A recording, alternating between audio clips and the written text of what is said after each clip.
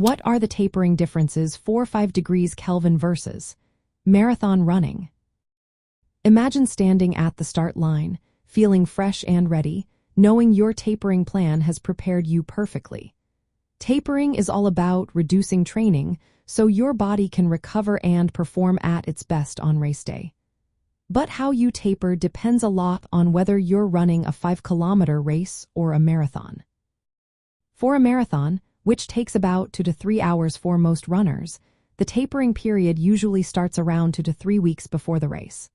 During this time, runners cut their weekly mileage by about 40 to 60% from their peak training volume.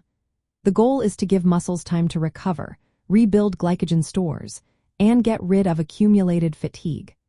Long runs, which might have been up to 20 miles, are shortened significantly. Instead of running long distances, runners do shorter runs, maybe 10 to 12 miles, with some strides or tempo runs to keep their legs sharp.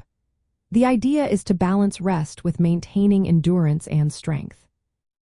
In contrast, a 5-kilometer race, which lasts about 15 to 20 minutes, requires a much shorter taper.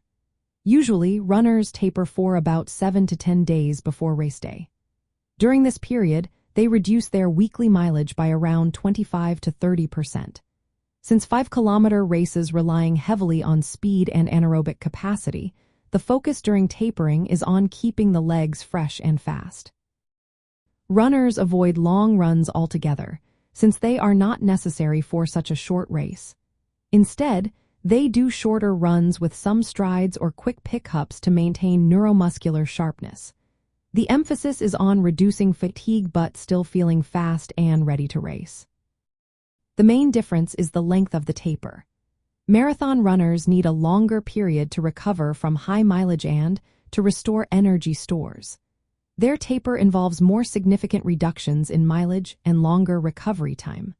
For 5-kilometer runners, the taper is shorter and more about maintaining speed and freshness without losing the quickness they need for a fast race. Another key difference is how long the long runs are during training. Marathon training includes very long runs, so tapering cuts these back a lot. For 5-kilometer training, long runs are usually not very long, so tapering focuses more on short, fast efforts. Both types of runners should focus on staying hydrated, eating well, and getting enough rest during the taper period. From a track and field perspective, the 5-kilometer taper is similar to middle-distance races where maintaining leg speed is essential. The marathon taper resembles endurance event strategies that prioritize recovery from high mileage. Knowing these differences helps runners plan their tapering to peak on race day, whether they are running a quick 5-kilometer dash or a long marathon journey.